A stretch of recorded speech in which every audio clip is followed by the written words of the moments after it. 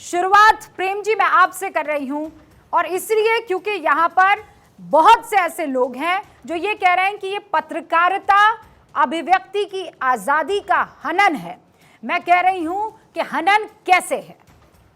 ये आपने अपनी प्रस्तावना में ही बताया कि देश के खिलाफ विदेशी चंदे से अगर कुछ बोला जाता है तो वो गलत है। देश के खिलाफ बोलना, विदेशी चंदा वर्ड हो ना हो, देशी चंदे से भी अगर देश के खिलाफ बोला जाएगा तो गलत ही है, देश के खिलाफ। लेकिन क्या यही तो एस्टैब्लिश करना है?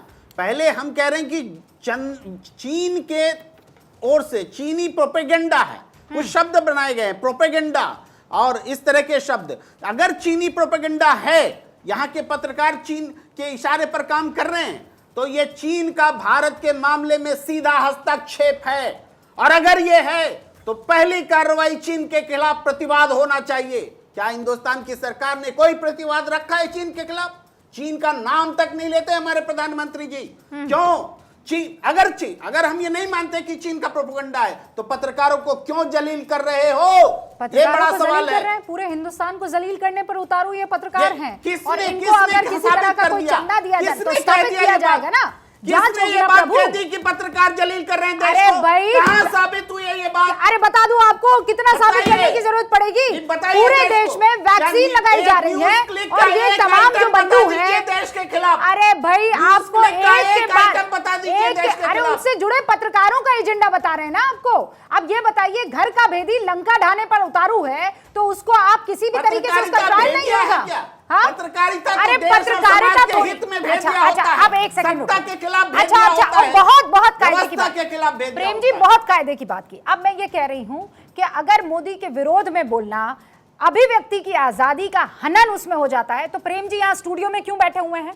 प्रेम जी को उठाकर क्यों नहीं ले गई ईडी और सीबीआई और आईटी? प्रतीक्षा नहीं, प्रतीक्षा नहीं, मैं ये मान कर चल रही हूँ। कैसे आ जाएगी? आप चंदा लेंगे तो आएगी ना। आपके बीच तो बैठने वाले थे। अरे मुझे बताइए, चंदा लेंगे तभी तो आएगी ना। कुछ गड़बड़ी करेंगे फाइनेंशियल तौर पर, झाला करेंगे, कुछ गड़बड़ झाला तभी तो होगी ना, वरना कौन उठा कर ले जा रहा है? यही तो पूछना चाहता हूँ शिवम जी, रूबिका जी, क्या गड़बड़ झाला हो गया है? क्या गड़बड़ झाला हो गया है? जवाब दीजिए। वर्किंग जर्नलिस्ट क्या गड़बड़ झाला करता है? ओके शिवम जी, की जवाब दीजिए। पैसा लेते हैं, अरे भाई कंट्रीब्यूटर होते हैं, पैसा लेते हैं, तो जांच हो जाने दीजिए ना, जांच हो जाने दीजिए ना। जांच होना चाहिए, सही बात है। अरे जांच के आज बगैर पत्रकारिता देश विरोधी गजब। किसी ने कहा देश विरोधी एजेंडे में जो लोग लगे हैं, वर्ड आ गया बीच में, देश विरोधी एजेंडे में जो लोग लगे हैं उनके खिलाफ कार्रवाई क्यों नहीं होगी? होगी, आज भी होगी, कल भी हो रही थी, आने वाले दिनों में भी होनी चाहिए। स्टेटमेंट देते हैं, शिवम त्यागी जवाब जांच में जुटती है। Okay sir. बीरेन जी मणिपुर में स्टेटमेंट देते हैं, गिल्ड का एफआईआर दर्ज होता है। प्रेम जी, आप मेरे साथ बड़े अरसे से डिबेट कर रहे हैं। हाँ, ये पत्रकारिता के उसूलों का हनन, उनके हक का हनन, ये सब तब तो आपको कभी ना याद आया जब विपक्ष की तरफ से 14 एंकर्स को बैन किया गया था। तब तो आपको कभी याद नहीं आया, तब तो आपके अंदर का खून ऐसे उबाले नहीं मार रहा था। आज बड़ा आप जो है सारा गुबार निकाल रहे हैं। आप प्रेम जी जवाब दीजिएगा, पहले बाकी सारे मेहमान। शिवम त्यागी। Thank you. 2021 में न्यूज़ क्लिक का जो ऑफिस है उस पर एक रेड हुई थी ईडी की, जिसमें कुछ डिजिटल दस्तावेज, सबूत, कुछ और भी चीज़ें, कुछ ट्रांजैक्शंस और तमाम चीज़ें मिली। उन डिटेल्स के बाद पता चला कि न्यूज़ क्लिक को अप्रॉक्सीमेटली 38 करोड़ रुपए मिले हैं चाइना से 38 करोड़ रुपए का चंदा इन लोगों ने खाया है, जिसमें से 9.5 करोड़ रुपए मिले हैं इनको एफडीआई के थ्रू और अप्रॉक्सीमेटली 28.5 करोड़ रुपए इनको मिले हैं एक्सपोर्ट्स में दिखाकर इन्होंने किया। हालांकि उसके बिल्स भी ये प्रोड्यूस नहीं कर पाए।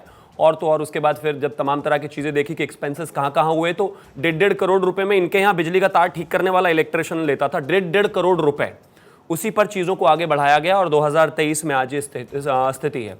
2023 में ही अगस्त में भी न्यूयॉर्क टाइम्स ने भी एक रिपोर्ट छापी थी जिसमें कहा गया था कि नेविल रॉय सिंघम जो है चाइना की सीपीसी से मिलकर कहीं ना कहीं प्रोपेगेंडा कर रहा है और वही जो पैसा है ट्रांजैक्ट हो रहा है। 21वीं सदी में जरूरी नहीं है कि आतंकवादी या घुसपैठिया आपके बॉर्डर के नीचे से आएगा। 21वीं सदी में ऐसा जरूरी नहीं है कि बम फेंकने वाला ऊपर से आएगा। 21वीं सदी में ऐसा जरूरी नहीं है कि जो आपके बराबर में गन लेकर खड़ा है वही आपको मारने के लिए खड़ा है। कुछ लोग अलग अलग तरह की चीजें लेकर भी खड़े हैं, कुछ लोग कलम लेकर भी खड़े हैं जिनके लिखने से भी ये देश बर्बाद हो सकता है।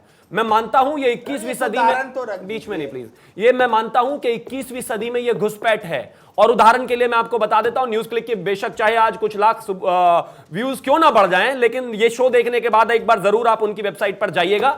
चाइना का जितना उन्होंने महिमा मंडन किया है और हिंदुस्तान की वैक्सीन पॉलिसी से लेकर हिंदुस्तान में राफेल डील से लेकर जिस तरीके से हर एक पॉलिसी को क्रिटिसाइज किया गया है और जिस तरीके से चाइना को बढ़ाया गया है, एक बार तो आपको ऐसा लगेगा कि शायद ये माउथपीस ही चाइना का है। ग्लोबल टाइम्स को भी पीछे छोड़ा हुआ है इन लोगों ने।